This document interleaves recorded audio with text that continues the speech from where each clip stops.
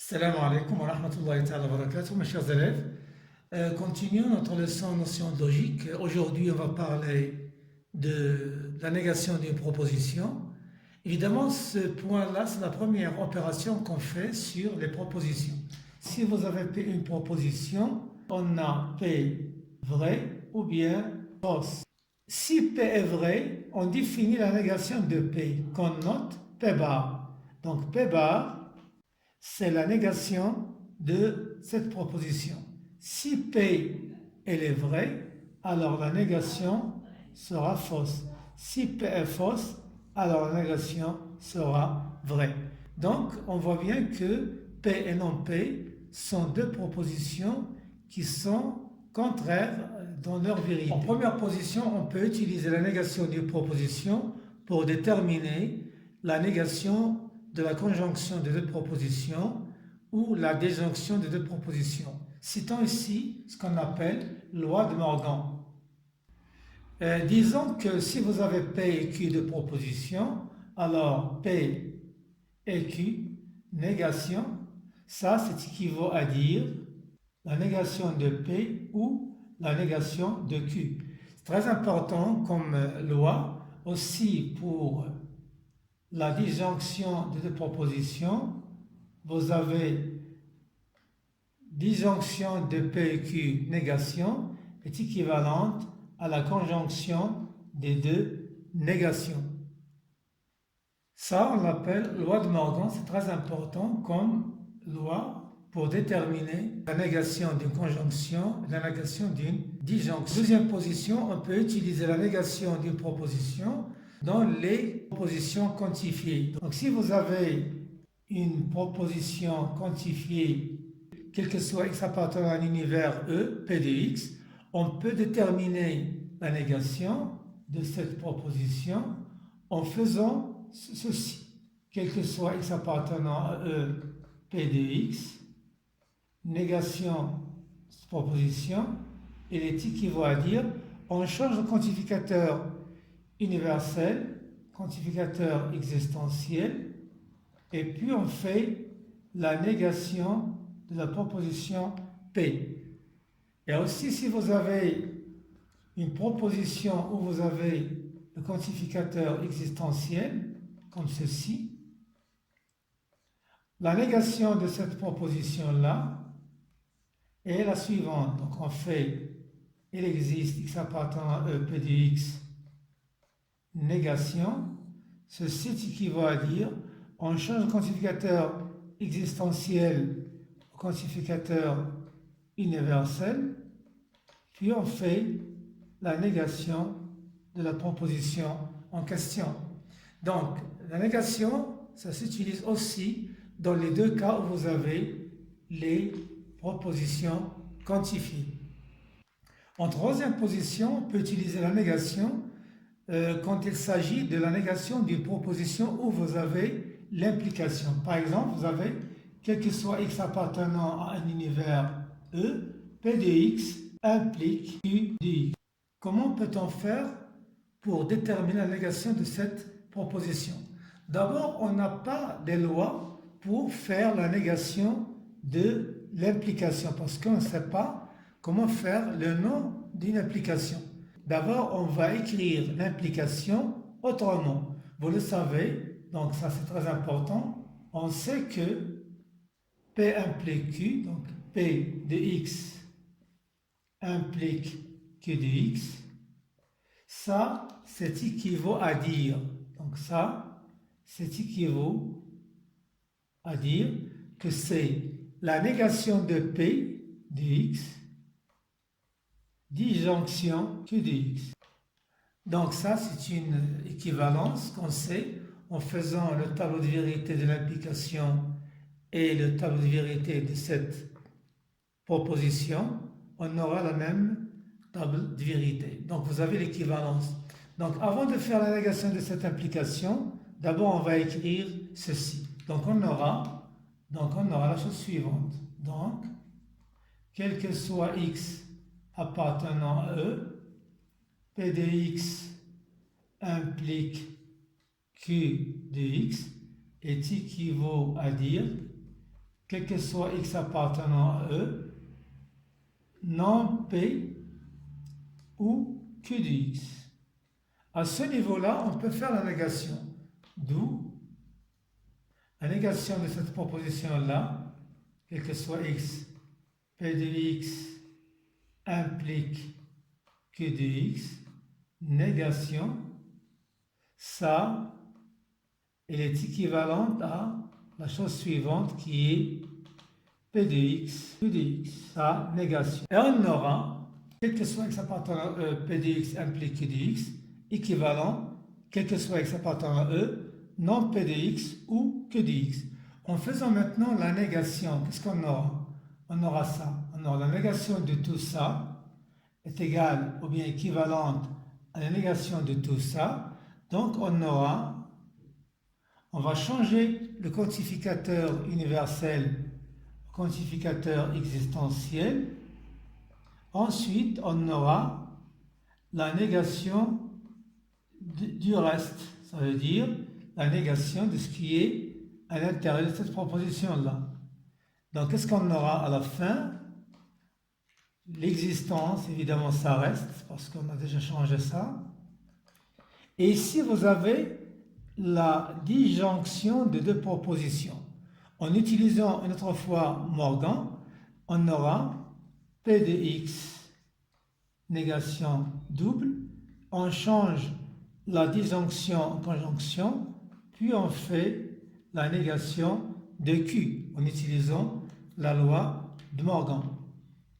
Enfin, on aboutit à la chose suivante, l'existence de x appartenant à E, telle que non P de x c'est P de x, puis vous avez la négation de Q de x. Donc, quand vous faites la négation d'une proposition où vous avez l'implication, attention, on ne fait pas la négation de l'implication parce qu'on n'a pas une loi précise pour cela. Qu'est-ce qu'on fait? On écrit d'abord l'implication sous la forme d'une disjonction, puis on retrouve ce qu'on veut. Donc, si vous faites la négation d'une implication, vous le retenez maintenant. P implique Q, négation, ça, c'est quoi? C'est P et non Q. Cela, il faut le retenir pour bien pouvoir déterminer la négation d'une proposition où vous avez l'implication. En quatrième position, quand est-ce qu'on utilise la négation d'une proposition? Quand on veut évidemment faire le raisonnement par l'absurde. Donc, par l'absurde, quand on a affaire à démontrer qu'une proposition P est vraie, qu'est-ce qu'on suppose nous? On suppose que non P est vrai. Donc, il faut bien savoir comment faire la négation d'une proposition pour bien pouvoir démarrer le raisonnement. Donc, vous le savez, vous faites le départ de non P, donc en utilisant la négation, vous faites le raisonnement par déduction, vous retrouvez une proposition Q qui sera évidemment fausse, puis on retrouve le départ en disant que P bar elle est fausse, donc ça veut dire que P est vrai. Et c'est ce qu'on veut démontrer dans le raisonnement par l'absurde. Donc, l'utilisation de la négation, ça s'utilise aussi dans le raisonnement par l'absurde quand on fait le départ de la négation d'une proposition. Donc, il faut bien savoir comment faire une négation pour bien faire démarrer le raisonnement. En cinquième position, l'utilisation de la négation s'utilise aussi dans le raisonnement par contraposé. On sait bien que si vous avez une implication P implique Q, pour montrer qu'elle est vraie, on suppose que P est vrai, puis on montre que Q elle est vraie par démonstration ou bien par raisonnement déductif. L'implication qui est entre nos mains est appelée implication directe. L'autre implication Q implique P est appelée implication réciproque.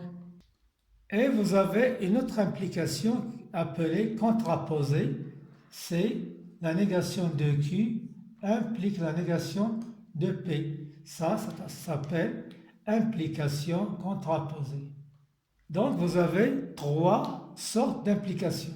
Quand vous avez une implication directe, donc P hypothèse Q résultat, la réciproque évidemment c'est réciproque. Quand on a les deux l'implication et l'équivalence entre P et Q, mais l'implication contraposée, ça diffère de l'implication directe et de l'implication réciproque.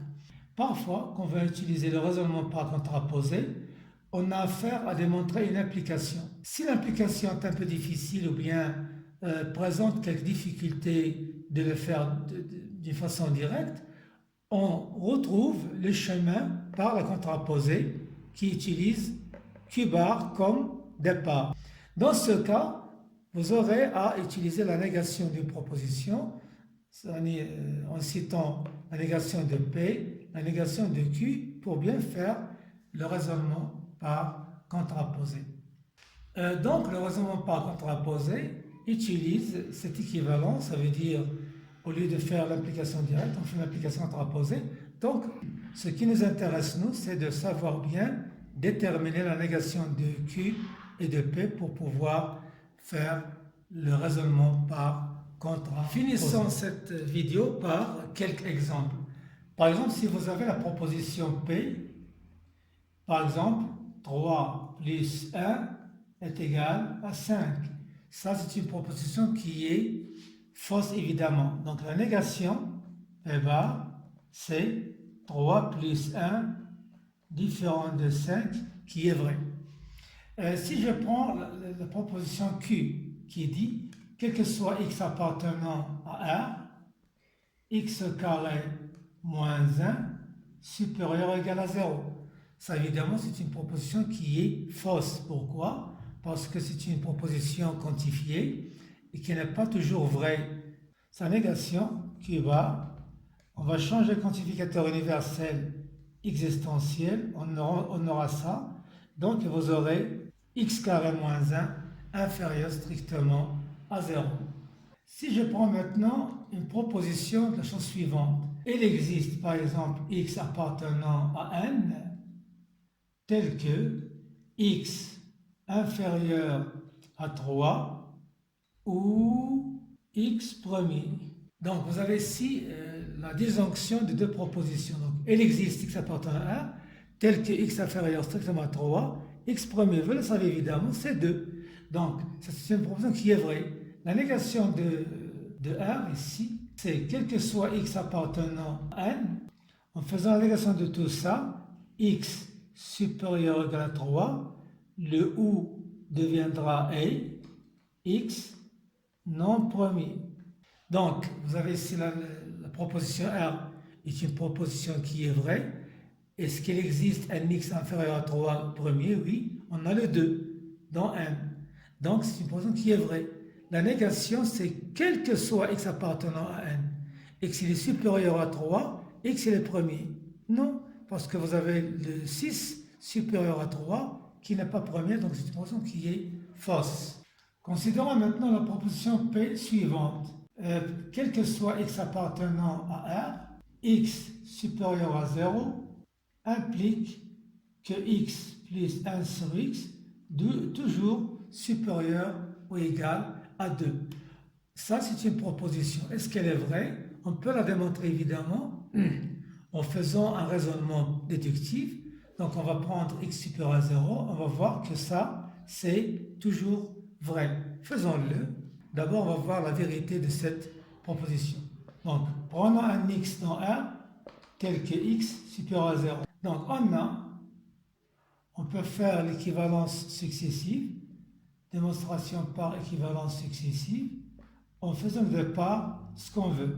Donc ça, c'est équivaut à dire, en faisant au même dénominateur, on aura x au carré plus 1 sur x supérieur ou égal à 2. En multipliant les deux parties, ou bien les deux termes par x, puisqu'il est positif, ça ne changera rien. Donc on aura x plus 1 supérieur à 2x, puisque le x il est ici positif. Ça, c'est équivaut à dire en faisant transporter le 2x à l'autre côté, vous aurez une identité remarquable qui est x moins 1. Cela étant vrai, donc on a x plus 1 sur x supérieur ou égal à 2 est une proposition qui est vraie, donc l'implication est juste, elle est vraie. Donc, nous, qu'est-ce qu'on veut? On veut faire la négation de cette implication. Donc d'abord faisons l'autre écriture de P. P peut être écrit de la façon suivante. Quel que soit x appartenant à R, x supérieur à 0, négation, ou x plus 1 sur x supérieur ou égal à 2. Non P au Q. Ça veut dire la négation de la première, on vient de le dire tout à l'heure, quand on fait l'explication ou bien l'écriture, autre écriture d'une implication, on utilise la disjonction en faisant la négation de la première proposition avec la deuxième qui est à côté. À ce niveau-là, on peut maintenant donner la négation de P. Donc, on aura d'abord le quantificateur existentiel, on le change, puis on va utiliser Morgan pour faire la négation de tout ça. Donc, non x supérieur à 0, ça reste comme il est. Le ou se transforme en et, en faisant maintenant la négation de la proposition d'à côté. Donc, la négation de la proposition qui est P, c'est celle-ci. Vous voyez bien que c'est une proposition qui est fausse. P, elle est vraie, et celle-ci, elle est fausse. Vous le voyez bien? Il existe x qui est supérieur à 0. En même temps, vous aurez x plus 1 sur x inférieur à 2. Non, parce que cette proposition, elle est fausse. Vous aurez x moins 1 au carré inférieur strictement à 0, ce qui n'est pas juste. J'espère que vous avez bien compris comment on peut utiliser cette opération sur les propositions, la négation des propositions. Je vous remercie de votre attention. À la prochaine et au revoir.